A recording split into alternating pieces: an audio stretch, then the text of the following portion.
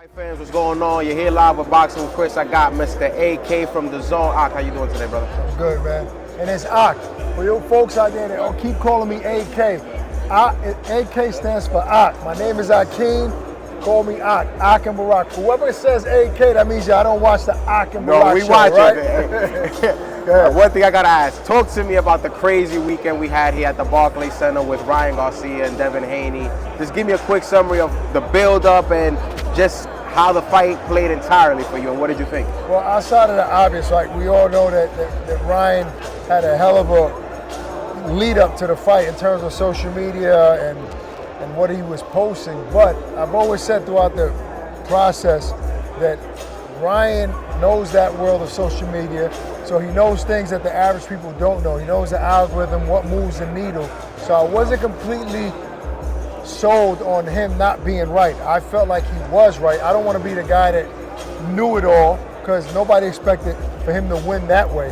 But I did say, I called the fights, the undercard fights that night, and I said on the broadcast that the 3 pounds are going to play a major part in that fight, because Ryan is going in there comfortably, but not only physically.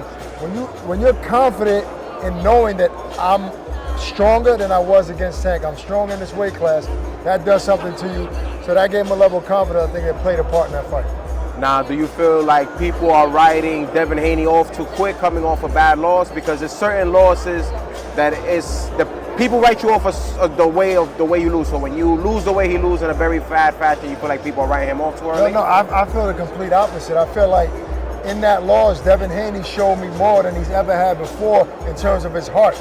Devin was hurt so many times in that fight, and he kept pushing, at times trying to push Ryan back with the heart of a lion. So yes, he was hurt, and he was beating him to the punch. Ryan was beating him to the punch, but Devin showed so much heart in that fight. I was more impressed that day because of his character than I was ever before. So to me, I'm definitely not writing him off. I can't wait to see him bounce back.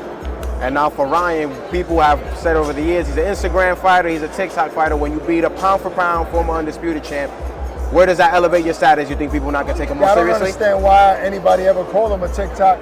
He was a boxer way before he was on social media. Way before he was on Instagram, he was an amateur, a decorated amateur that won a lot of tournaments since he was a little kid. So those that called him a TikTok, Instagram fighter, they're just not boxing fans. They don't really know the history. So he just used that platform in order to propel his career, which works, right? He's one of the biggest names in the sport, makes the most, one of the guys that make the most money.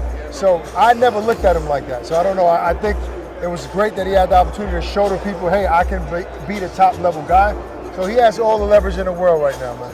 And now bringing us to this major event, His Excellency, some of the guys that you've obviously worked with overseas in Saudi.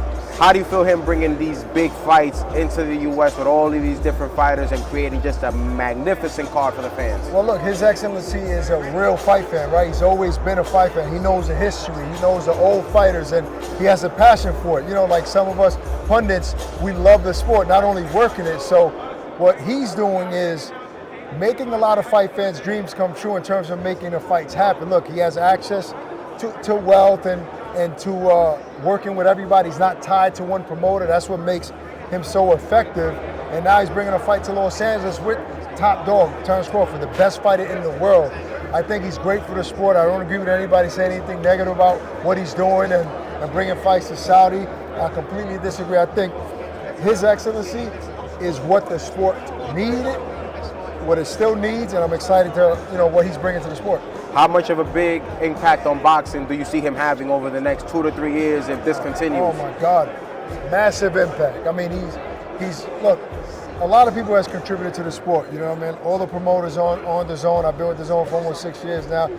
Eddie Hearn obviously made major impact in America. Oscar De La Hoya has always been a big promoter. You got the top rank thing, but I think that his impact, because of the access, right, that he has to money, let's call it what it is, and ambition, like he's gonna probably have more impact in the sport than anybody in the last 20, 30 years. Appreciate you for your time, Ak. It's Ak, not AK, so don't disrespect yourself. No doubt.